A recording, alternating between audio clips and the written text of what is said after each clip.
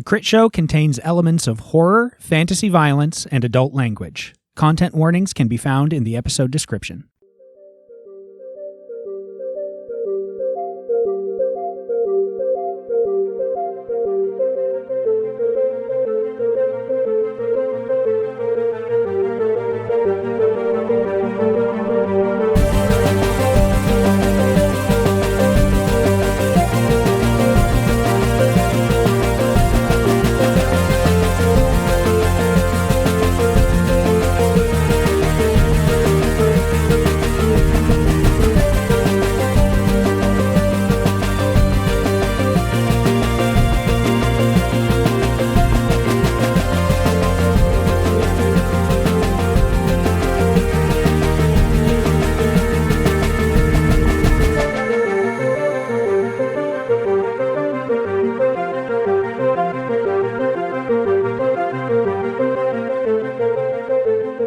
Hello, everyone, and welcome back to The Critshow, where we are playing the Clockwinders.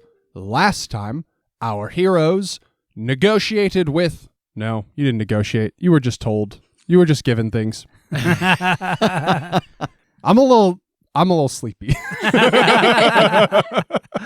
It's so funny because it's only been 2 weeks since we've seen each other, but everybody, when we got here, were like, oh my God, I haven't seen you in forever. And then we spent the last 45 minutes just chatting. Just fucking around. Yeah.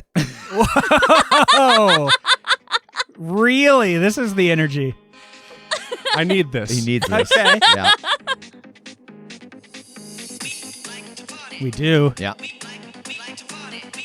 How much of this did we determine that... I was gonna say, when do we have to pay for this? We discovered that was that's fake. That there is no amount you can legally play without. If we talk over it, does it make it Yeah. a new song? Maybe. Yeah. Remix. Okay, I feel good. I feel good now. I'm awake now. I probably should have faded that out. That was a little bit abrupt. That's okay. Should we do it again? Let me Let me sneak that. sneak that bad It's boy. still playing, and you just slowly bring it back throughout the show. Just in front I've just got it on a loop. That's our travel music. And so eagle-eared listeners would be able to piece together how much time gets edited out by knowing that Vangabus is on a perfect loop throughout the whole episode, throughout the whole recording. Oh my God. Oh, man. All right, so last time, you guys returned to the Freehold. You chatted with Roland the Magnificent once again, established the next leg of the journey, which included picking up your escort, who turned out to be Roland the Black. Along with him was Wazine, who he had picked up somewhere along the route, who just wanted to see you guys. I love that you even say Wazine's name like Wazine's voice. Yeah, well, it's a fun word. It is. Have you said it?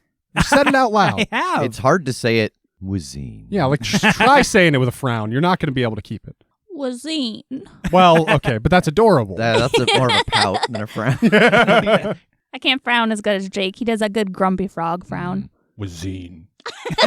No, your cheeks went up. Did they? Yeah. I was trying to channel Roland the Black. Oh, and I his see. disdain for Wazine. Yeah, but he secretly loves him too. Yeah. You don't know that yet, I though. could tell. Yeah. It's You probably guys- like his nephew or something. You guys haven't discovered that aspect yet.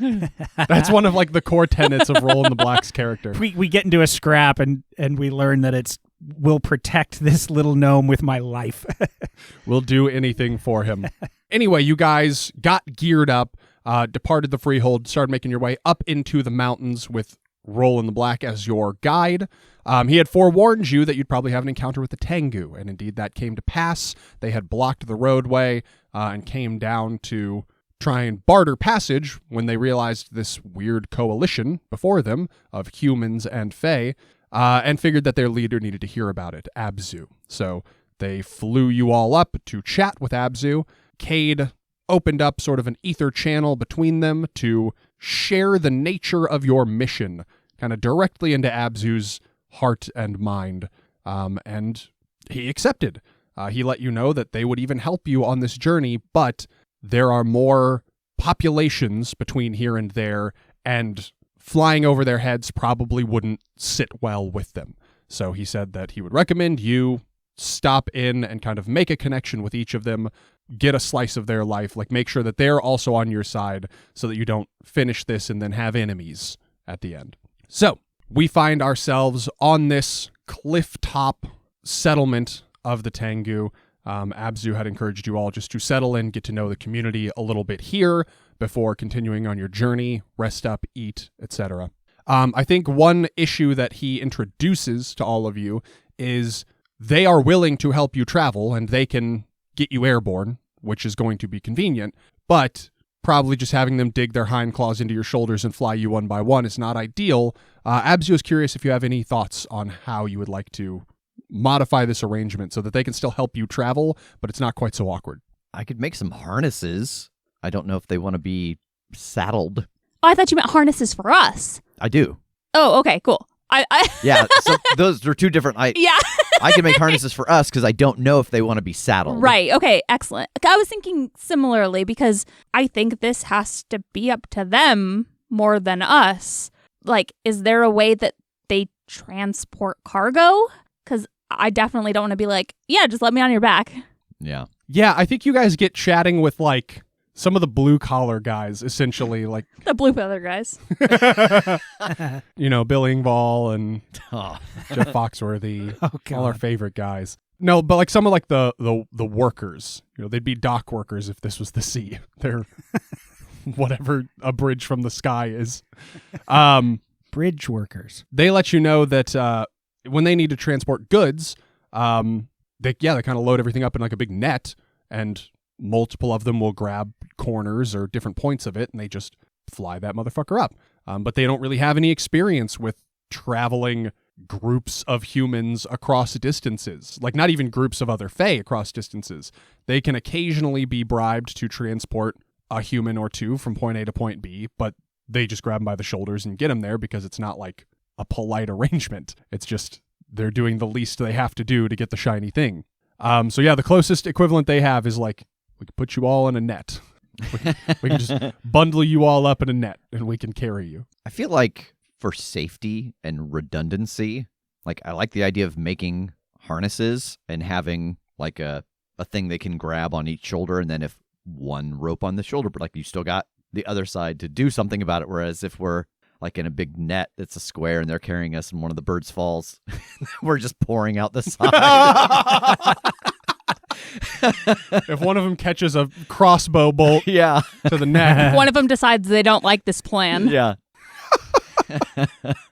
I'm always more of a fan of this whole thing because it's just wild. But aside from them getting us to the cloud gate, do we need them to fly us through this whole place? Should we just have like one guy come along to be like, hey, they want to talk with each of you guys? And then like once we get to where we need to actually fly, we say, okay, now go get your buddies and just scoop us up under the arm and get us across the gap?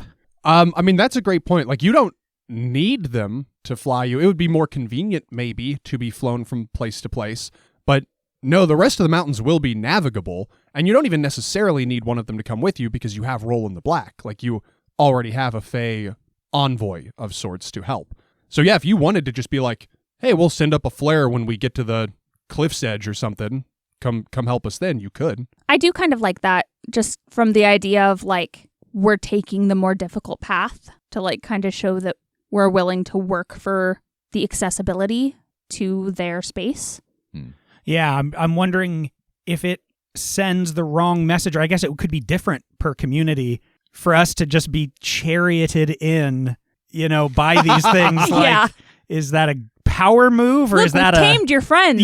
Yeah, exactly. See, that because I was thinking the opposite. Like with each group, if we have someone that's with us to show like we have gotten the backing of these other communities. Oh, like pick one out as we go through each one. Yeah. I thought you were going to say that, like, you were thinking the opposite. If you are being flown in a papoose, you are the one subjugated. Like, that it's like, see, we have given ourselves over to the power of the Tengu. You can trust us. We are their pets.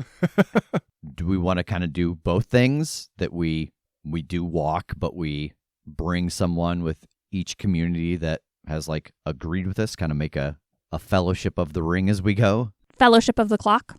I love it. Let's do it. Okay. Okay. Let me just tear up this blueprint for the harness I made. It might come in handy later. Leave it with Abzu. Yeah. Kade's like, here, we're not going to use this, but maybe you'll find use for You it. might want it. All right, yeah. Abzu lets you know that he can't be the one to make this journey with you. He's needed here. So he sends an agent along. I think one of the ones that tried to swindle you initially coming into this pass comes along with you. This is your Legolas. What's their name? Armolus. So Armolus joins your party. Fabulous. And he's really kind of jittery. I think it's a little bit unclear how much of that is just his like bird movements and how much of that is he doesn't necessarily love this idea of coming along with you guys on what seems like a dangerous journey. So he's a little bit jittery, a little bit shaky. Should we get someone who might enjoy the Nope, trip? you get Armolus. This is the one who's been offered to you. He's been pledged to you. Oh, I see. So this is the one they wanted to get rid of. He unsettles us. Yeah. Take him with you. And He's hey, just like this all the time. if he doesn't make it back, don't sweat it. So at what point do you guys want to head back out? Do you want to spend any time here? Do you want to spend a night here? Again, not that there's a day-night cycle, but do you want to spend Spend asleep. a sleep here, or do you just want to get back on the road? I'm very interested in staying a little longer, if for no other reason than to just see more of them going through their day-to-day. Just I want to experience their culture, like what do they do? What are the aspects of normal life for these people that I can scribble down in my journal? Okay. All right. I think then, yeah, you guys spend a sleep here with them, and they kind of try to inform each of you based on your interests, kind of bring you along for some of their activities. Einon, I think they take you along for a hunt, which is probably pretty fucking challenging for you because they are just kind of alighting from peak to peak, staying high so that they can dive bomb prey, and you are having to kind of make those jumps or those climbs to follow them. But they seem impressed by your ranged abilities. Whereas they have to be sneaky and dive in to get their prey, you just pop them with an arrow and they're like, ooh, that fucking rules. Show us that. Teach us bow and arrow. I am heavily breaking the prime directive here. Kade, Maxine, I think they spend some time showing you these traps that they rig, they're Boulder Dumps. That sounds gross. Please don't show me your Boulder Dumps birds. I have to eat a lot of stone for digestion. I have to say it. It's just always satisfying when an episode title makes itself evident. Do any of them wield ether? Yeah. That's who I would want to hang out with, just to see how they use it, and so I can get a sense of if different fae groups utilize it in different ways. Okay. I think you'd be spending your time with Abzu then. Yeah. I mean, don't get me wrong. The Boulder Dumps sound exciting. Yeah, I'll leave that to Maxine. Maxine's like, get out of here. This is my thing. I need this. Yeah, you spend the evening with Abzu. When you first encountered him, he was tending to a young tengu's wounded wing, but he had his back to you. It seemed like he was deliberately kind of obscuring what he was doing.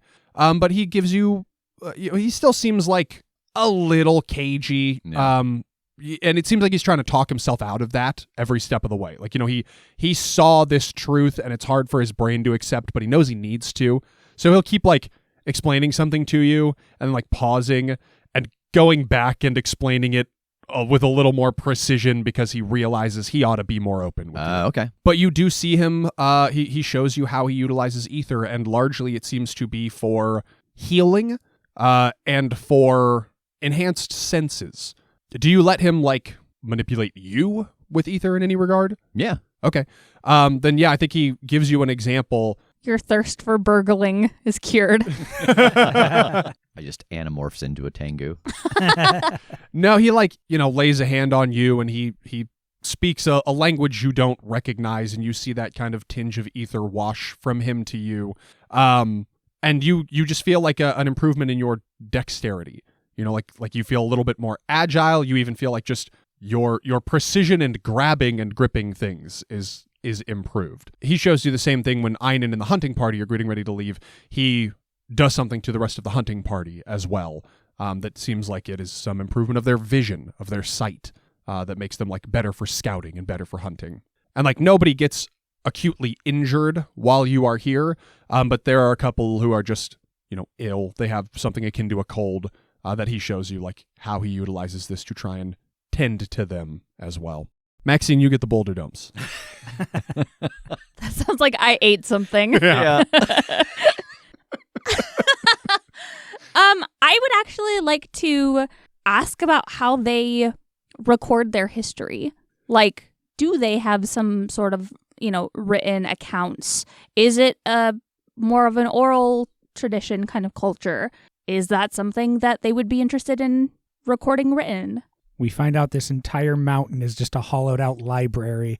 Oh my yes, God. Write shit down. What's wrong with you? All of the lost knowledge in the entire world is stored here. No, they do let you know that they are primarily like an oral history culture. Cool. They don't interact with like small mechanisms very much. Yeah. They let you know like they don't handle writing utensils.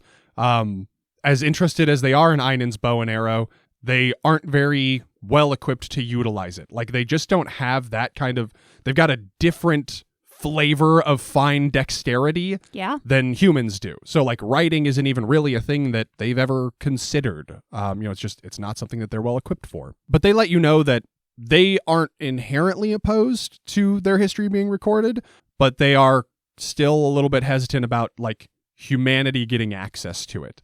Yeah. What about like drawings or paintings? That could be a little less fine-tuned than like script and writing. I'm like just even thinking of like in my own culture, like winter counts and like not having a written history, a lot of it being oral, but another part of it just being like drawings and paintings. I mean, even if they don't want it recorded, like they don't want me to record it, I'd still be interested to see what this looks like. They do have some art that they share with you, some paintings that they've done, and it's all kind of, depending on the scale, on smaller scale, it's all kind of abstract. They do have some large, like, murals that are a little bit more detailed, but you can see that all of the quote-unquote brush strokes are like feathers. It's like wing strokes. Like, oh, cool. They just hand paint, but they don't have hands exactly.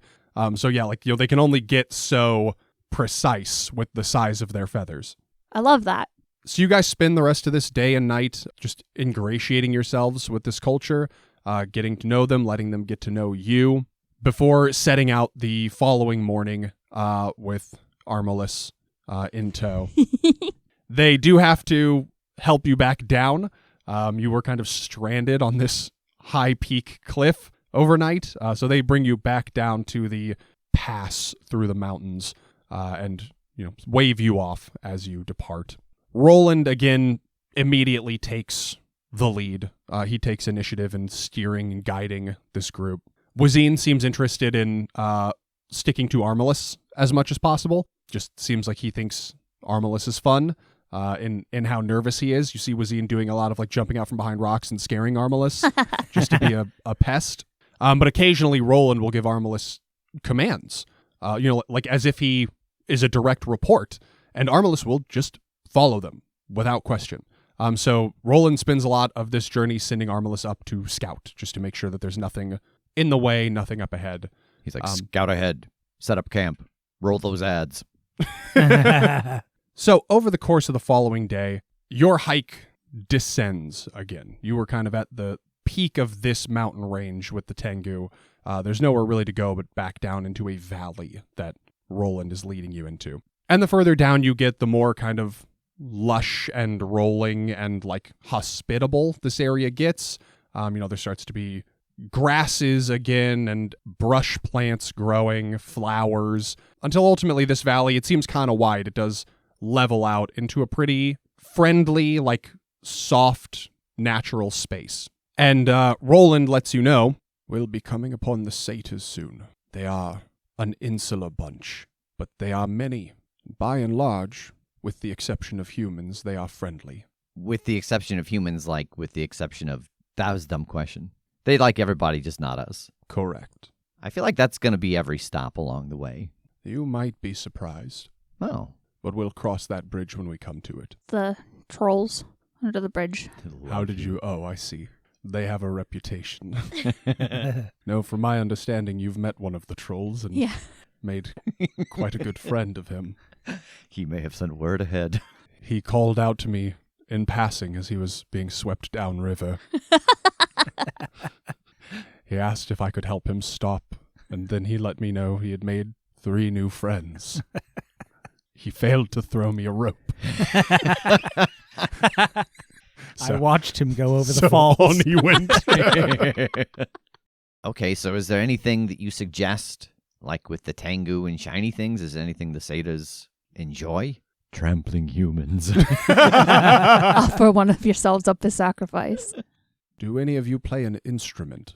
Out of curiosity, what skill do you say would cover that? We did talk about this in the Ice Cathedral when you guys needed to activate the instruments.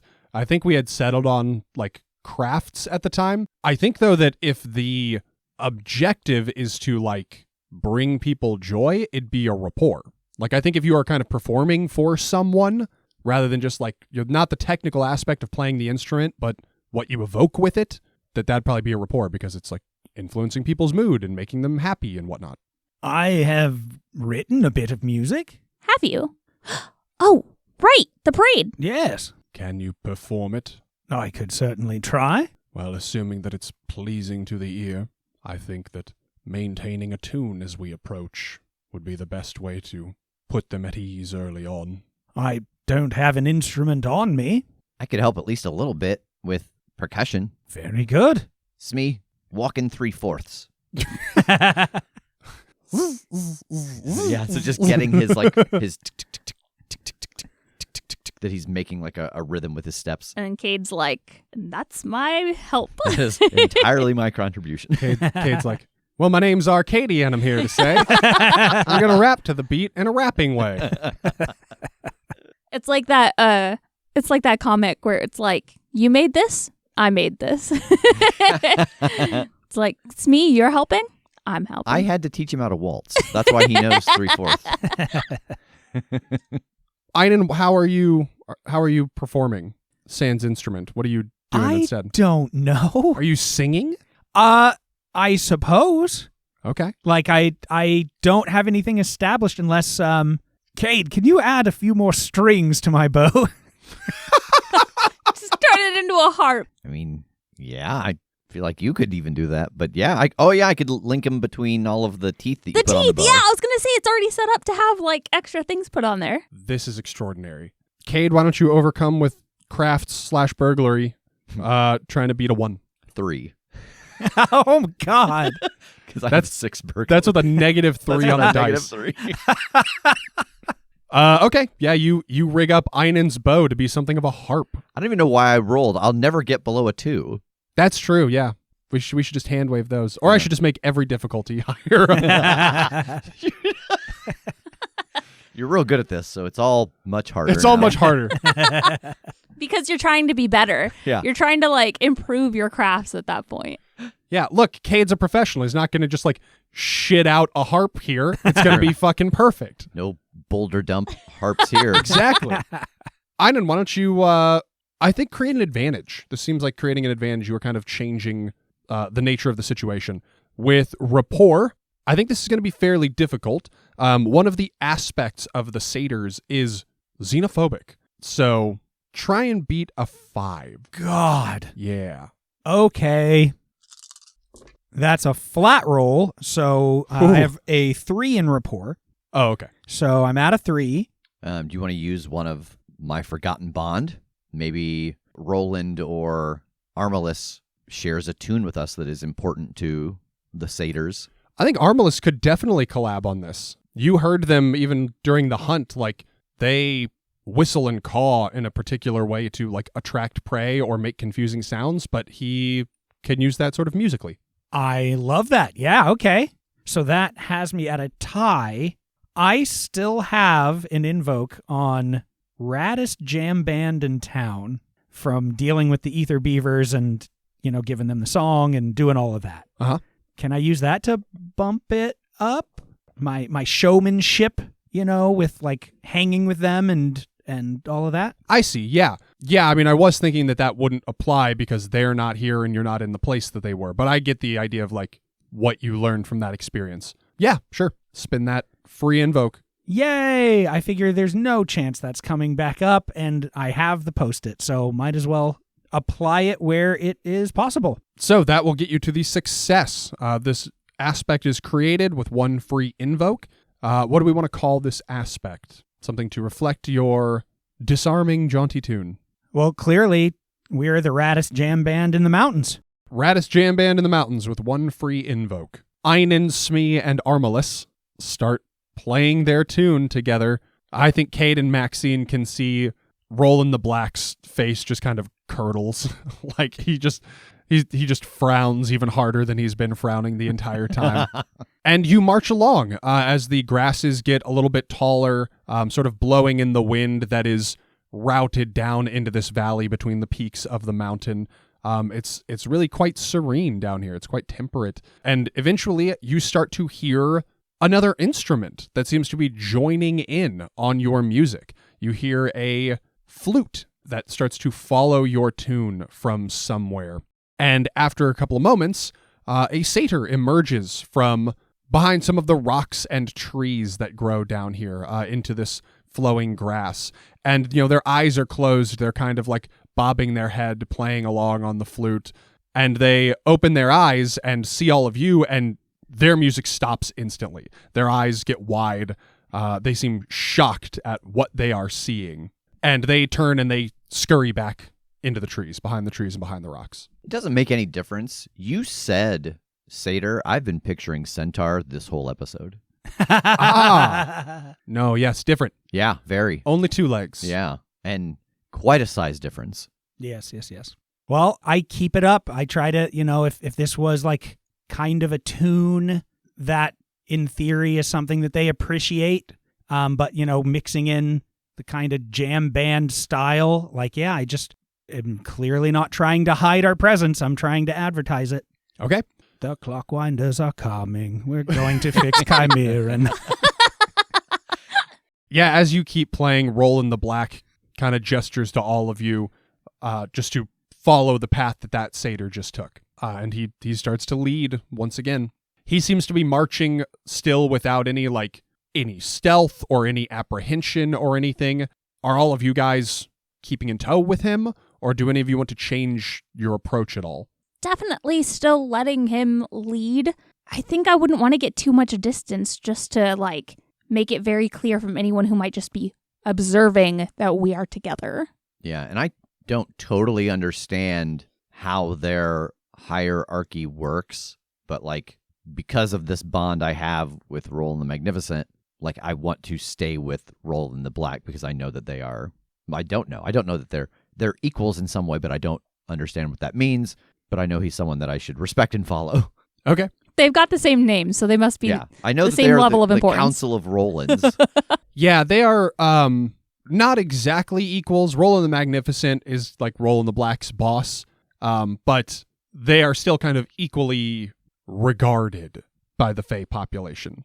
But Roland the Black is more feared. Yeah. And Roland the Magnificent is more beloved. It kind of felt like, I'm trying to think of another good example, if you have your top general, and this is the general of the army, this is the general of the navy, but for them it's this is the person in charge of societal norms, and this is the person in charge of whatever Roland the Black happens to be in charge of. Yeah, I think in that example, Roland the Black is a top general and Roland the Magnificent is the president. Oh, okay.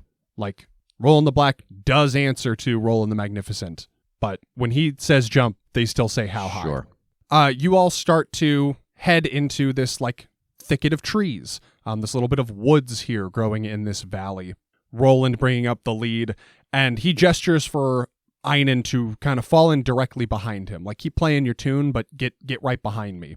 And you see him hold up his axe, his big double-headed axe, and turn it so that the flat of it is facing in front of him, and he holds it in front of his face as he walks. It kind of seems like he's using it as a buffer to push through some of the trees and some of the undergrowth here. And then you hear this metallic ting sound, and you see him smirk.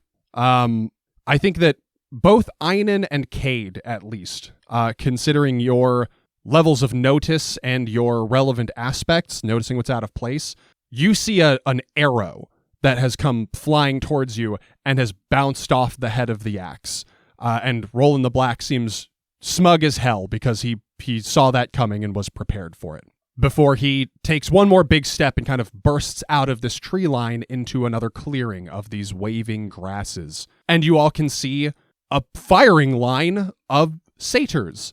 Their little fuzzy legs just buried beneath these waving grasses, horns sprouting out of their heads, and all of them with a bow and a nocked arrow drawn in your direction, save one who had loosed his arrow, but he seems to be drawing another. And at the sight of Roland the Black, they blanch. Like, the one who was drawing another arrow freezes, and he's clearly got like a, oh, fuck, look on his face. They all seem torn on what to do with themselves. They don't want to lower their weapons at the sight of the rest of the humans, but they know they shouldn't be pointing weapons at Roland. And for that matter, they shouldn't really be pointing weapons at Armilus or Wazine either. So they seem like frozen in this moment. And Roland stands tall in front of them, but he doesn't seem inclined to politic them. It seems like he wants to leave this to you. I'll kind of step up in line with Roland. Hello, my name is Maxine Hollis, and we're here to have a discussion. Is there somebody in charge we could speak to? I'm playing background music to everything she says. I'm like dancing a little as I'm talking. Maxine, why don't you give me a rapport roll? And this is going to be contested. 7. They got a 5 to defend, so you are successful. After a couple of moments, one of them lowers their bow, and then one by one, the rest of them do as well. And one steps forward, a male satyr. He looks like he's maybe in his 40s, at least by human standards. He's got a little bit of a wrinkled brow, dark hair. He's balding, but he's got his hair pulled back into a ponytail and a little goatee. He steps forward and he says, "What is it that you wish to discuss with us?" I think Maxine just kind of like lets out a breath as soon as all the bows are lowered. Like, she's used to kind of having conversations with people, but not usually at arrow point. So she like kind of takes a deep breath and she's like, "We're here on a mission to mutually benefit both of our kinds.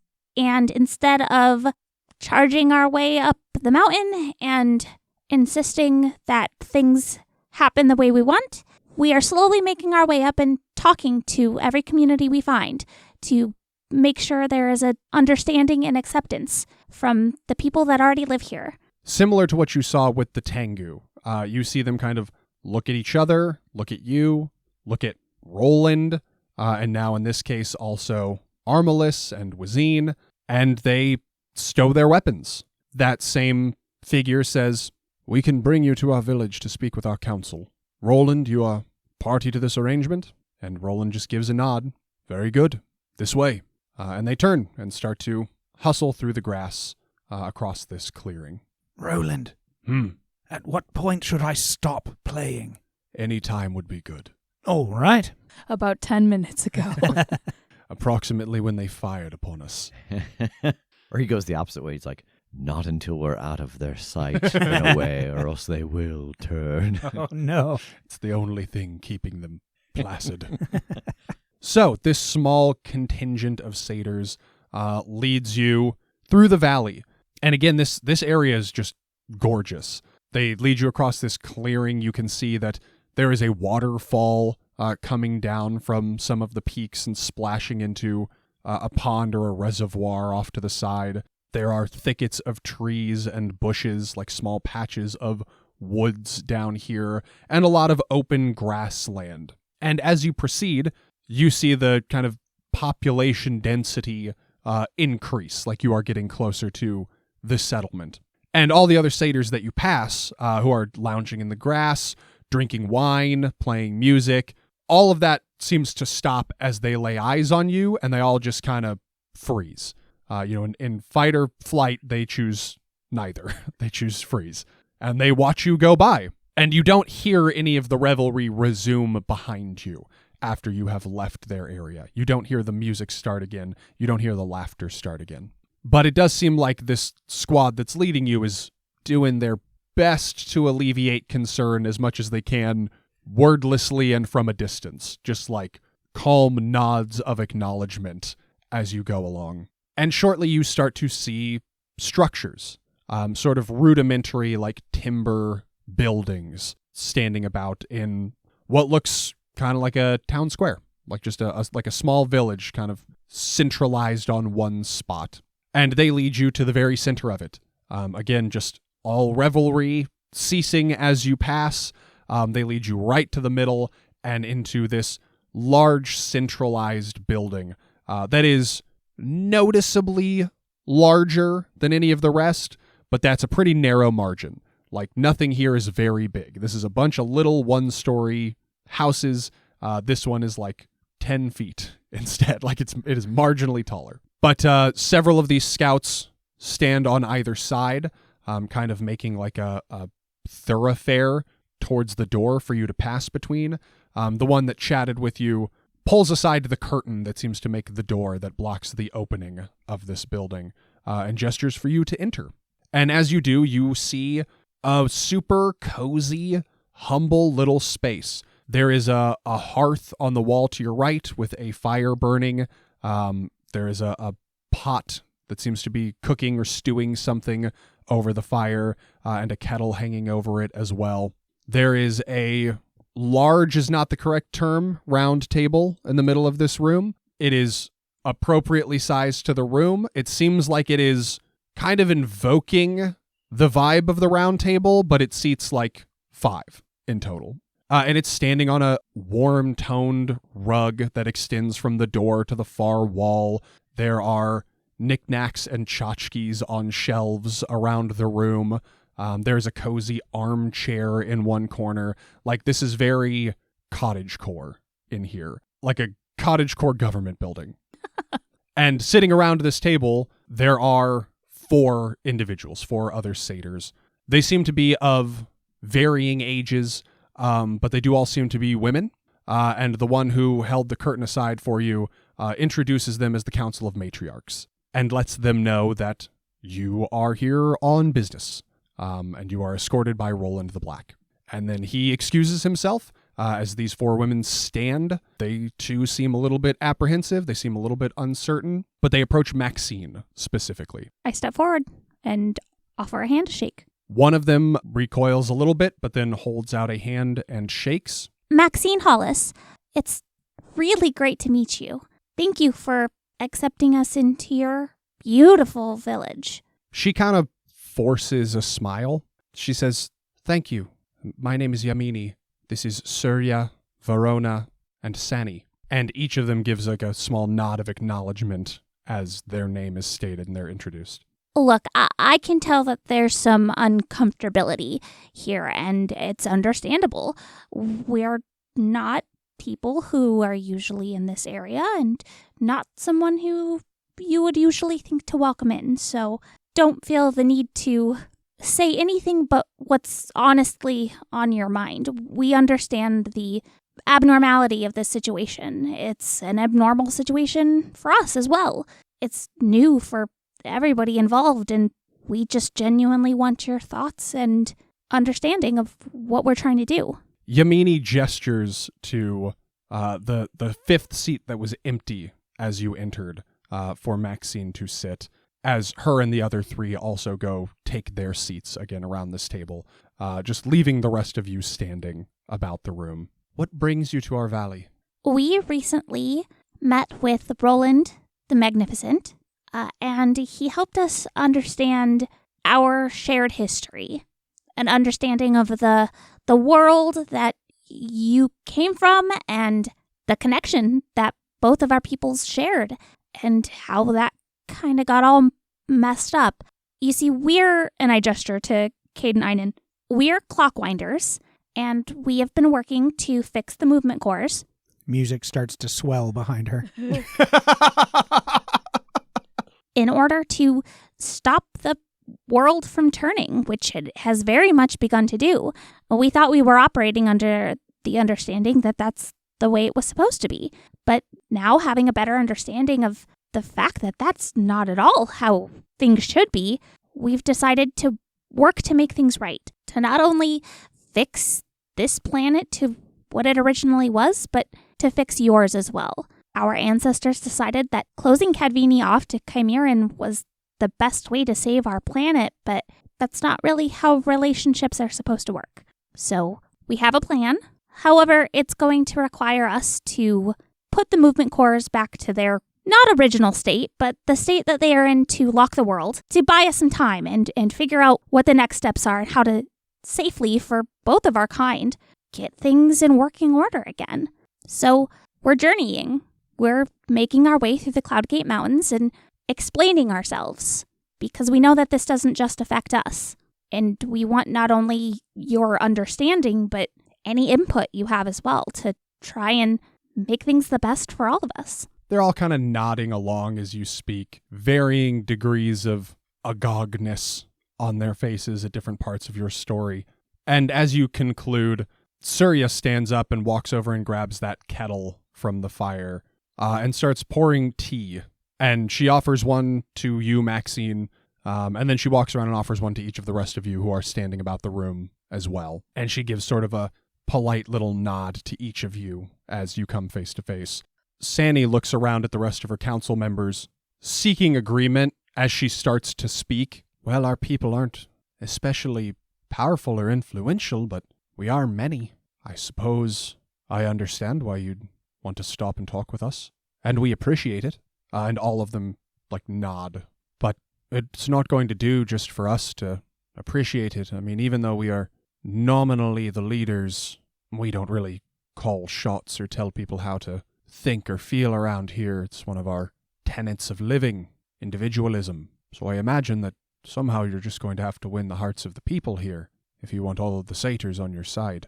Ultimately, it is about not just wanting to... Shut your mouth, man. Cuts his head off. How dare you speak to us? You raise your fucking hand in here. I play music and keep my mouth shut. Play myself out. Da, da, da, da, da, da. Oh, I have nothing to say. I have nothing further, Your Honor. I was like, you were on such a roll, and I was like, I can't not make this joke. It's going to disrupt everything. I know that, but it's too funny. Ultimately, of course, we are looking for permission to be here at all and to make our way through these mountains, but ultimately, we're genuinely trying to make connections. We're trying to make friends. This is going to be an endeavor that even we don't fully understand yet. And it's not simply about being on the same page. It's about working together. And we genuinely hope that we can make this connection with you and the others here. And you're right. I mean, trust does not come easily between our kind, and rightly so. But we're not here to tell people what to do either. We really leave it to you to help us understand how best to get our point across to your kind. If everyone is, free to make their own decisions, and that's great, but what is it that they'll respond to? What is the best way for us to make our case? I imagine that we get imagine the camera's in the middle of this round table, and it's just kind of, panning one direction. It's spinning as we see a look of kind of mulling it over on Yamini's face and on Surya's face and on Sandy's face, and then it pans over Verona, who's just got this giant shit-eating smile on her face, and she's looking to the rest of them and nodding, and she's like, I know what this call is for. We know what this call is for. And one by one, each of them seems to catch on and smile. One of them starts pumping her hands in the air. Verona's like, it's time for a fucking festival. And they're all like, woo, festival. Woo, orgy. they must survive snoo. Yeah, Verona's like, I'm going to fuck that human to death. If you survive, I'll make sure you don't. I'll put that mouth to good use.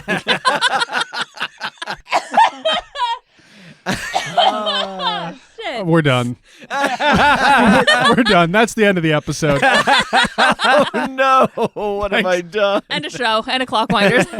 End of product. Thank you, everybody. Thanks, everyone, for joining us for another episode of The Crit Show.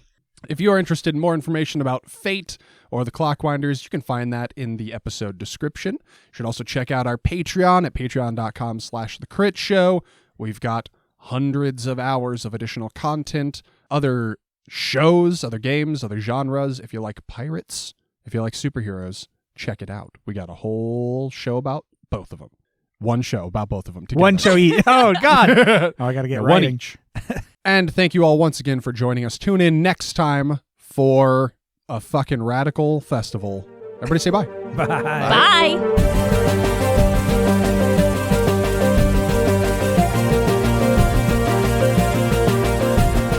The Crit Show is a Critshow Studios production, edited and produced by Brandon Wentz, with music by Jake Purley. You can find more information about us at thecritshowpodcast.com. To keep up to date with upcoming live shows, contests, and other special events, follow us at The Crit Show on Facebook, Instagram, and Twitter. For even more weekly content, join us at patreon.com/thecritShow.